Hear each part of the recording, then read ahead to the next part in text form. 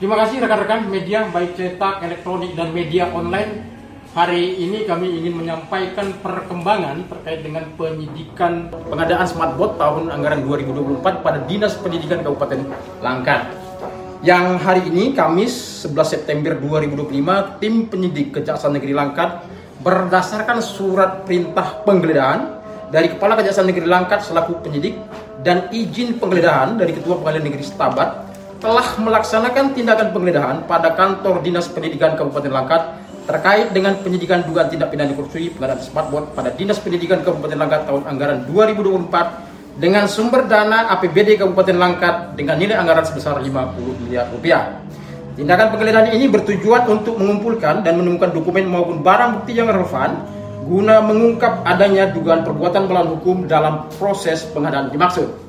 Seluruh rangkaian penggeledahan dilaksanakan dengan tetap menjunjung tinggi prinsip profesionalitas, transparansi, dan akuntabilitas serta menghormati hak-hak pihak terkait. Sekali lagi kami mengatakan bahwa Kejaksaan menegaskan bahwa penanganan perkara ini dilakukan sebagai bentuk komitmen kami Kejaksaan dalam pemberantasan tindak pidana korupsi, khususnya pada sektor pengelolaan anggaran pendidikan agar penggunaannya benar-benar memberikan manfaat bagi masyarakat. Tentunya segala perkembangan lebih lanjut mengenai perkara ini akan kami sampaikan secara resmi melalui siaran pers berikutnya.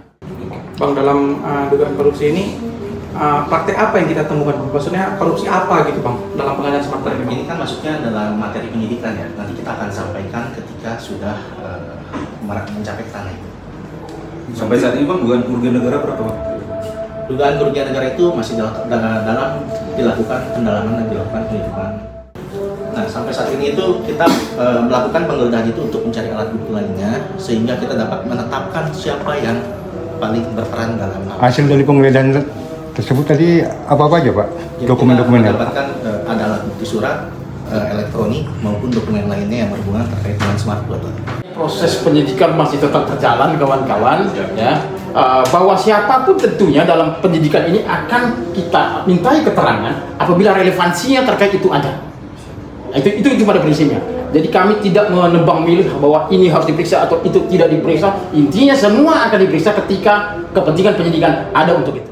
Artinya yang berposisi diperiksa oleh penyidik sebagai saksi itu sejumlah 112 orang. Dengan pengertian penerima smartboard tadi, penerima manfaat smartboard. Ya, dalam kapasitas sebagai saksi. Ya, itu dia. Intinya yakinlah teman-teman bahwa ketika dua alat bukti cukup, pasti penyidik akan menetapkan tersangka. Itu prinsipnya.